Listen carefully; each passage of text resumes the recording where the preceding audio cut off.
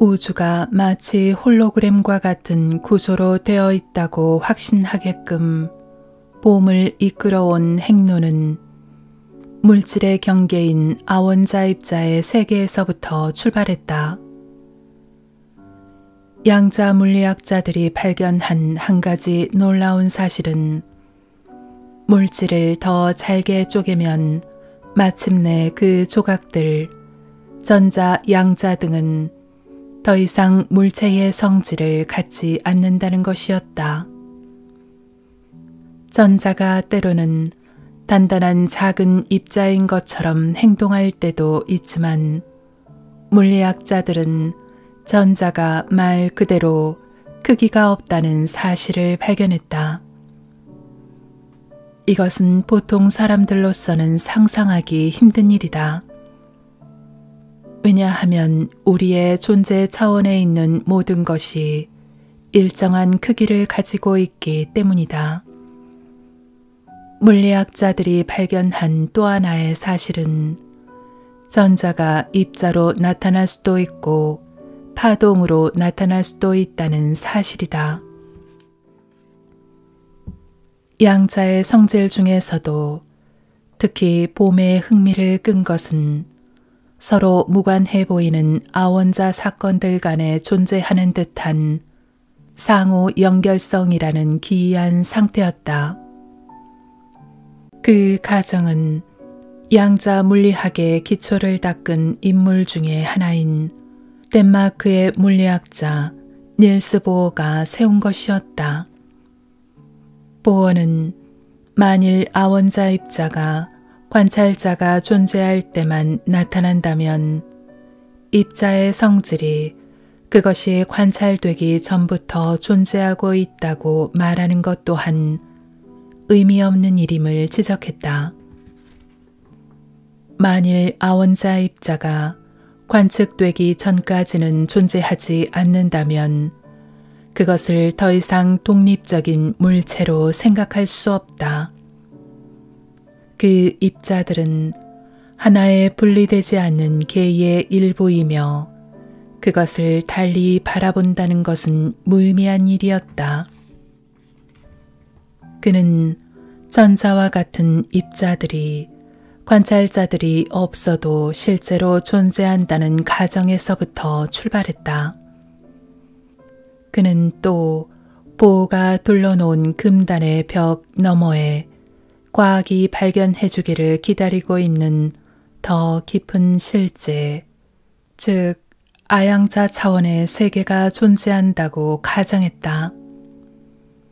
이러한 전제하에서 그는 이 아양자 차원에는 새로운 종류의 장이 존재한다고 가정하기만 하면 양자 물리학의 현상들을 보호에 뒤지지 않게 설명해낼 수 있음을 발견했다. 봄은 자신이 제시한 새로운 개념의 장을 양자장이라고 명명했고 그것이 마치 중력장처럼 공간 속에 편재해 있다는 이론을 세웠다. 그러나 중력장이나 전자기장 등과는 달리 이 양자장의 힘은 거리가 멀어져도 약해지지 않았다. 그것의 효과는 미세하지만 어느 곳에서나 똑같은 힘으로 작용했다. 봄은 한편으로는 양자 물리학에 대한 새로운 접근법을 계속 다듬어갔다. 양자장의 의미를 면밀히 캐고드는 동안 그는 그것이 정통적인 견해와는 더욱 급진적인 결별을 의미하는 많은 특징을 지니고 있음을 발견했다. 그 하나는 전체성이라는 개념의 중요성이었다. 전통 과학은 언제나 한 전체계의 상태를 단지 그 부분들의 상호작용의 산물로만 보았다. 그러나 양자장은 이러한 견해를 비웃고 부분들의 행동은 사실 전체에 의해 조직화되는 것임을 시사했다. 이것은 아원자 입자들이 독립적인 사물이 아니라 한 단계 더 나아가 분리되지 않는 개의 일부라고 보는 봄의 견해만을 반영하고 있는 것이 아니라 그보다 한술 더 떠서 전체성이야말로 어떤 의미에서는 더욱 궁극적인 실제라는 사실을 암시했다. 양자장의 이보다 더 놀라운 성질은 그것이 공간의 본질에 대해 던져주는 의미였다. 우리의 일상적 차원에서는 사물들이 저마다 특정한 위치를 점하고 있다. 그러나 양자 물리학에 대한 봄의 해석은 아양자 차원, 즉 양자장이 작용하는 차원에서는 위치라는 것이 더 이상 존재하지 않음을 시사했다. 공간 속의 모든 지점들이 다른 모든 지점들과 동등해졌으며 어떤 것이 다른 어떤 것과 서로 분리되어 있다고 말하는 것 자체가 무의미했다. 물리학자들은 이러한 성질을 비국소성이라고 부른다. 실제로 양자장은 모든 공간 속에 스며들어 있으므로 모든 입자들은 초공간적으로 상호 연결되어 있다. 봄이 펼쳐가고 있는 실제상은 아혼자 입자들이 허공 속에 저마다 뿔뿔이 흩어져 떠도는 모습이 아니라 그 속을 움직이고 있는 물질만큼이나 실제적이고 활발히 살아있는 공간 속에 만물이 불가분의 그 물망의 일부분으로서 아로박혀 있는 모습이었다. 1950년대 후반 봄은 영국 브리스톨 대학의 연구원이 되어 있었다. 거기서 그는 야키르 아할로노프라는 젊은 연구생과 함께 초공간적 상호 연결성의 또 다른 사례를 발견했다. 봄과 아할로노프는 제대로 갖추어진 조건에서 전자는 그 전자가 발견될 가능성이 전무한 영역 속에 있는 자기장의 존재를 감지할 수 있다는 사실을 발견했다. 그러나 전일성과 초공간성에 관한 그의 사상에 대한 미약한 반응과 더 이상 어떻게 나아가야 할지에 대한 그 자신의 전망의 결여가 그의 주의를 다른 방향으로 돌리게 하였다. 1960년대 들어서 이것은 그로 하여금 질서의 의미를 더 깊이 살펴보게끔 만들었다. 고전 과학은 일반적으로 사물을 두 가지 범주로 나눈다. 즉, 그 부분들의 배열 상태에 질서가 있는 것과 부분들이 무질서하거나 제멋대로인 것들이다. 눈송이, 컴퓨터, 생명체 등은 질서가 있다. 바닥에 쏟아진 한 줌의 콩이 만들어낸 모양이나 폭발이 남겨놓은 잔해들, 그리고 룰렛 바퀴가 돌아가서 만들어내는 일련의 숫자 조합 등은 모두 질서가 없는 것들이다. 봄은 이 문제를 좀 더 깊이 파고 들어가 질서에도 상이한 차원 내지 수준이 존재한다는 것을 발견했다. 어떤 것들은 다른 것들보다 훨씬 더 질서가 있었으며 이것은 어쩌면 이 우주에 존재하는 질서의 차원에는 끝이 없을지도 모른다는 사실을 시사했다. 이로써 봄은 우리가 무질서하다고 보는 사물들이 어쩌면 전혀 무질서하지 않을지도 모른다는 생각을 떠올리게 되었다. 어쩌면 그것의 질서는 너무나 무한히 높은 차원이라서 단지 우리의 눈에만 제멋대로인 것처럼 보일지도 모르는 것이다. 이러한 생각에 빠져 있던 중 봄은 BBC 방송의 TV 프로그램에서 어떤 장치를 보았는데 이것이 그의 생각을 더욱 발전시킬 수 있도록 도와주었다. 그 장치란 특수하게 고안된 것으로 커다란 회전 실린더가 들어있는 원통이었다. 통과 실린더 사이의 좁은 공간에는 글리세린이 채워져 있고 그 글리세린 속에는 잉크 한 방울이 움직이지 않고 떠 있었다. 봄에 관심을 끈 것은 이 실린더 위에 달린 핸들을 돌리자 잉크 방울이 시럽과 같은 글리세린 속에 퍼져서 사라지는 것처럼 보였지만 핸들을 반대 방향으로 돌리자 희미하게 사라졌던 잉크의 흔적이 서서히 다시 모여서 하나의 잉크 방울로 모습을 드러낸다는 사실이었다. 봄은 이렇게 말한다. 이것은 질서라는 개념과 매우 밀접한 관계가 있음을 즉시 깨달았다. 왜냐하면 잉크 방울이 퍼져 있을 때도 그것은 회복시키면 다시 드러나는 감춰진 질서를 지니고 있었기 때문이다. 이와는 달리 일상적인 표현에 의하면 우리는 잉크가 글리세린 속에 퍼져 있을 때 그것이 무질서한 상태에 있다고 말한다. 이것이 나로 하여금 여기에 질서의 새로운 개념이 도입돼야 함을 깨닫게 했다. 이 발견은 봄을 매우 흥분시켰다.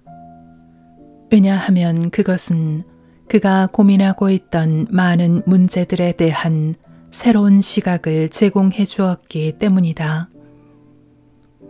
글리세린 속의 잉크 장치를 보게 된 직후 그는 질서의 이해를 도와주는 이보다 더 훌륭한 보기와 마주치게 되었다. 봄은 홀로그램에 대해 알게 되자마자 그것 또한 질서를 이해하는 새로운 방식을 제공해 준다는 사실을 깨달았다. 홀로그램 필름 위에 기록된 간선문이 또한 퍼져 있는 잉크방울처럼 육안에는 무질서한 것처럼 나타났던 것이다. 그러나 홀로그램이 제공해준 통찰은 여기서 그치지 않았다. 홀로그램에 대해 깊이 파고들수록 봄은 우주의 운행 원리가 홀로그램의 원리를 채용하고 있음을 확신하게 되었다. 즉, 우주는 자체가 일종의 거대한 유동하는 홀로그램이라는 것이며 이 같은 깨달음이 그로 하여금 자신의 온갖 통찰들을 하나의 포괄적이고 응집력 있는 통일체로 결정화시킬 수 있게 만들었다. 봄의 가장 놀라운 주장 중에 하나는 우리의 일상 속의 감각적인 현실이 사실은 마치 홀로그램과도 같은 일종의 환영이라는 주장이다. 그 이면에는 존재의 더 깊은 차원, 즉 광대하고 더 본질적인 차원의 현실이 존재하여 마치 홀로그램 필름이 홀로그램 입체상을 탄생시키듯이 그것이 모든 사물과 물리적 세계의 모습을 만들어낸다는 것이다.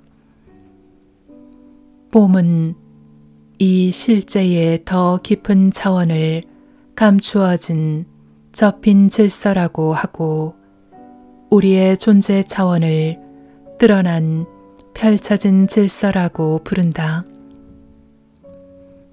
그가 이러한 용어를 사용하는 것은 그는 우주의 모든 현상들의 나타남을 이 두 질서 간의 무수한 접힘과 펼쳐짐의 결과라고 보기 때문이다. 예컨대 봄은 전자를 한낱 물체라고 믿지 않고 전 공간에 펼쳐진 하나의 총체 혹은 조화체라고 믿는다. 어떤 장치가 하나의 전자의 존재를 탐지한다면 그것은 단지 전자의 조화체의 한 측면이 펼쳐졌기 때문이다. 마치 글리세린 속의 특정한 위치에 잉크 방울이 펼쳐지듯이 말이다. 전자가 움직이는 것처럼 보이는 것은 그와 같은 일련의 연속적인 접힘과 펼쳐짐 때문인 것이다. 달리 표현하자면 전자와 기타의 모든 입자들은 간헐천에서 솟아나오는 물줄기의 모습보다 조금도 더 실제적이거나 영속적이지 않다. 입자들은 감추어진 질서로부터의 지속적인 유인물에 의해 지탱되며 한 입자가 소멸되는 것처럼 보일 때도 그것은 상실되는 것이 아니라 단지 그것이 나타났던 곳인 더 깊은 질서 속으로 접혀 들어가는 것일 뿐이다. 한 장의 홀로그램 필름과 그것이 만들어내는 입체상 또한 감추어진 질서와 드러난 질서의 한 예다. 필름은 감추어진 질서다. 왜냐하면 필름의 간섭 무늬로 암호화된 이미지는 전체에 걸쳐 접혀 들어있는 감추어진 총체이기 때문이다. 필름에서 투영된 홀로그램은 드러난 질서다. 왜냐하면 그것은 펼쳐진 인식 가능한 형태의 이미지를 보여주기 때문이다.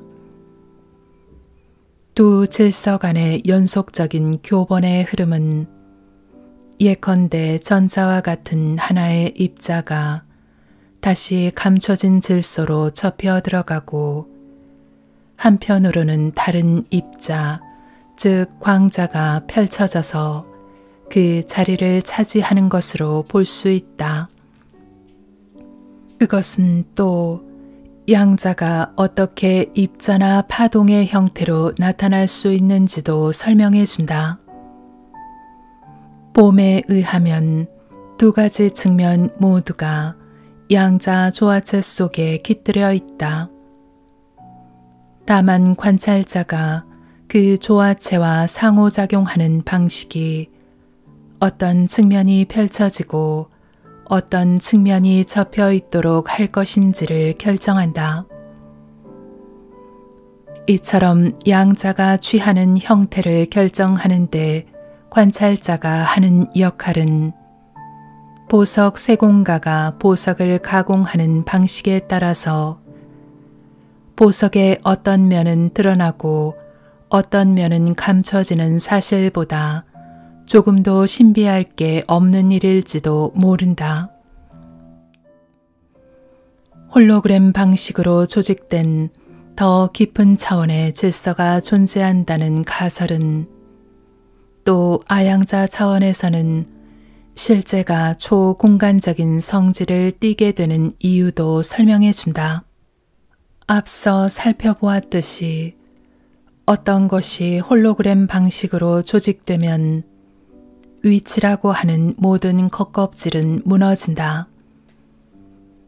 홀로그램 필름의 모든 부분들이 전체가 가지고 있는 모든 정보를 담고 있다고 말할 때 그것은 사실 정보가 필름 위에 초공간적으로 편재해 있음을 말하는 다른 표현 방식일 뿐이다.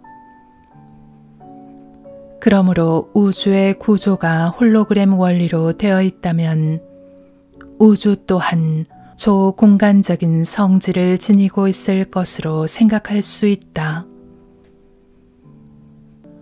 우리를 가장 아연케 하는 것은 봄이 완전히 전개해 놓은 전일성에 대한 사상이다.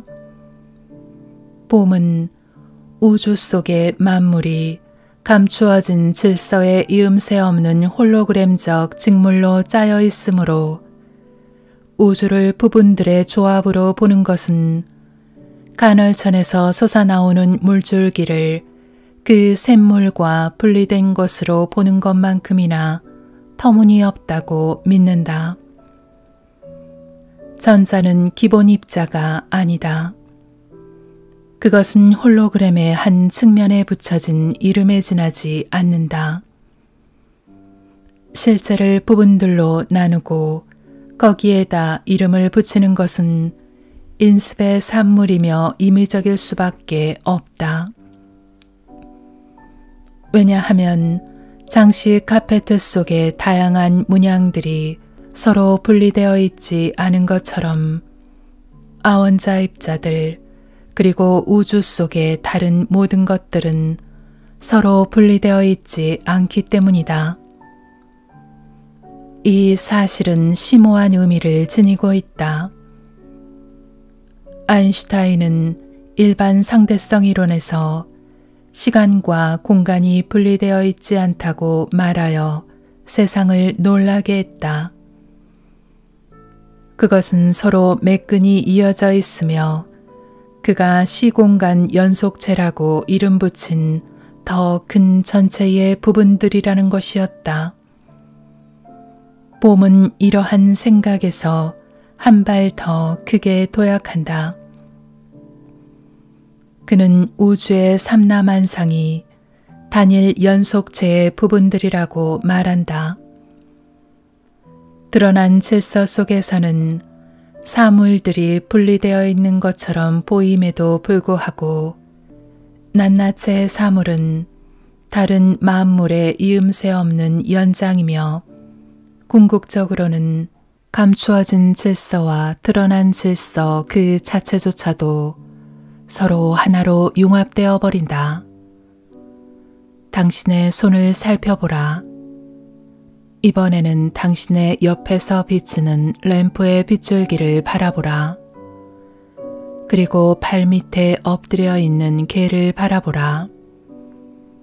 당신은 단지 이들과 동일한 무엇으로서 만들어지기만 한 것이 아니라 당신 자신이 그 동일한 그것이다. 나뉘지 않는 하나의 엄청나게 거대한 무엇이다. 눈에 보이는 모든 사물들, 원자, 쉼없는 태양, 그리고 우주 속에 깜빡이는 별들 속으로 무수한 팔을 뻗치고 있는 봄은 이것이 우주가 하나의 거대하고 획일적인 덩어리임을 의미하는 것은 아니라고 지적한다. 사물은 나뉘지 않는 전체의 일부분이면서도 동시에 자신의 고유한 속성을 지닐 수 있다. 그는 이것을 설명하기 위해 강물 속에 흔히 나타나는 소용돌이 물결을 예로 든다. 얼핏 보면 이런 소용돌이 물결은 별개의 존재로 보이고 개체적인 많은 속성, 규모, 유속, 회전 방향 등등을 지니고 있다. 그러나 주의 깊게 살펴보면 하나의 소용돌이 물결이 어디서 끝나며 어디서부터가 강물인지 판단하는 것은 불가능하다는 사실이 밝혀진다. 그러므로 봄은 사물들 간의 차이가 무의미하다고 주장하는 것이 아니라 다만 홀로그램의 다양한 측면들을 분리시키는 것은 언제나 임의적인 관념, 즉 그러한 측면들을 우리의 인식 위에 두드러지게 하는 하나의 방식일 뿐임을 항상 알고 있기를 바랄 뿐이다.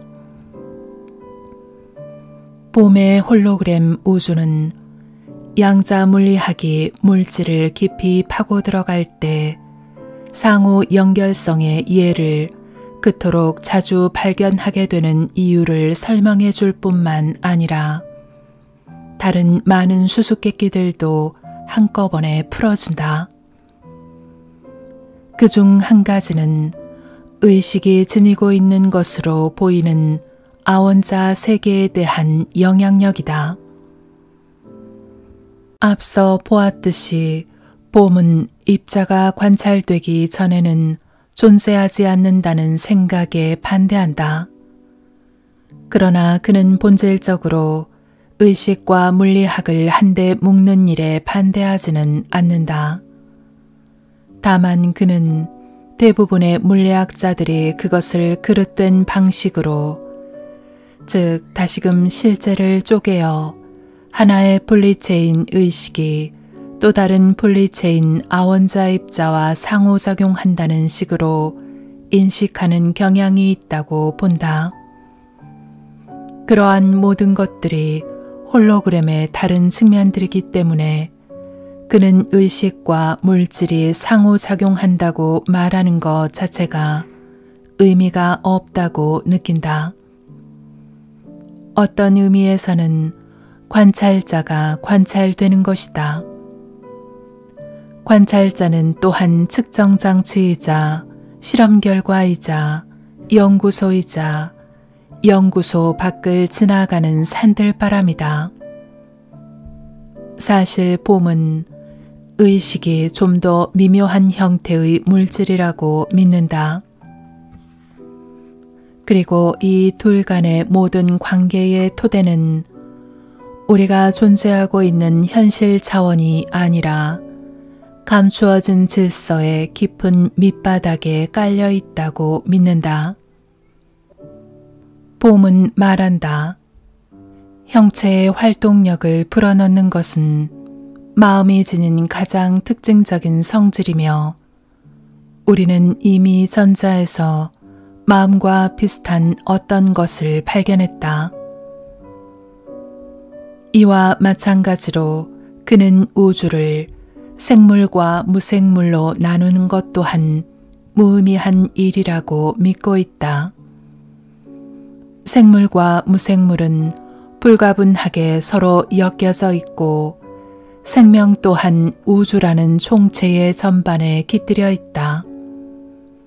바위조차도 어떤 의미에서는 살아있다. 왜냐하면 생명과 지능은 모든 물질뿐만 아니라 에너지, 공간, 시간, 전 우주를 이루고 있는 직물, 그리고 우리가 홀로그램으로부터 추상해내어 분리된 사물로 오인하는 기타의 모든 것들 속에 존재하고 있기 때문이라고 봄은 말한다. 의식과 생명이 우주 전체에 깃들여 있는 조화체라는 사상에는 그에 못지않게 눈부시도록 놀라운 이면이 숨어 있다. 즉 홀로그램의 모든 부분들이 전체상을 담고 있는 것과 똑같이 우주의 모든 부분이 전체를 품고 있다. 이것은 우리가 접근할 방법만 안다면 왼손 엄지손톱 속에서 안드로메다 은하계를 발견할 수 있다는 뜻이다. 왜냐하면 원리상으로는 모든 과거와 미래를 시사하는 모든 내용들이 시공간의 미세한 영역 구석구석에도 깃들여 있기 때문이다. 우리 몸의 낱낱의 세포들도 그 속에 우주를 품고 있다. 모든 나뭇잎과 빗방울, 낱낱의 티끌 또한 그러하여서 윌리엄 블레이크의 이 유명한 시구에 새로운 의미를 더해준다. 한 알의 모래 속에서 우주를, 들꽃 속에서 천국을 보려거든 그대의 손바닥 속에서 무한을, 한 시간 속에서 영겁을 붙잡으라. 물질은 흔히 허공이라고 불리는 이 대양으로부터 독립하여 존재하는 것이 아니다. 물질은 공간의 일부분이다. 공간은 비어있지 않다. 그것은 꽉 차 있다. 그것은 진공의 반대인 충만이며 우리를 포함한 만물의 존재의 기반이다. 우주는 이 에너지의 우주적 대양으로부터 따로 떨어져 있지 않다. 우주는 그 표면 위에 한 물결, 상상할 수 없이 광대한 대양 속의 작은 파문이다. 이 파문은 비교적 자생적이어서 안정적으로 비슷하게 되풀이하여 재현되는 다른 것들로부터 구분하여 인식할 수 있는 그림자를 현상계라는 3차원의 드러난 질서 속에 비추어낸다고 봄은 말한다. 달리 말하자면 우주는 우리가 보듯이 그 분명한 물질적 성질과 엄청난 크기에도 불구하고 홀로 존재하지 않으며 그보다 훨씬 더 광대무변하고 표현할 수 없는 그 무엇의 산물이라는 것이다. 그뿐 아니라 우주는 이 광대무변한 그것의 중요한 소산도 아니고 단지 지나가는 그림자, 만물의 확대된 조망 속에서는 한낱 한 번의 딸꾹질 정도에 지나지 않는 존재인 것이다. 이 무한한 에너지의 바다도 감추어진 질서 속에 깃들여 있는 것의 전부가 아니다. 감추어진 질서는 우리 우주 속의 만물의 탄생을 안겨준 바탕이므로 그것은 또한 최소한 과거에 있었던 그리고 앞으로 존재할 모든 아원자입자들, 모든 형태의 물질과 에너지, 생명, 그리고 가능한 형태의 모든 의식, 퀘이서로부터 섹스피어의 뇌에 이르기까지 DNA로부터 은하계의 크기와 모양을 결정하는 힘에 이르기까지 모든 것을 담고 있다. 그리고 이조차 그것이 담고 있을지도 모르는 것의 전부는 아니다. 봄은 감추어진 질서가 사물의 종국이라고 믿어야 할 이유도 없다고 본다. 그 너머에는 상상하지 못한 차원들이 존재할지도 모른다. 끝없이 펼쳐지는 무한한 차원들이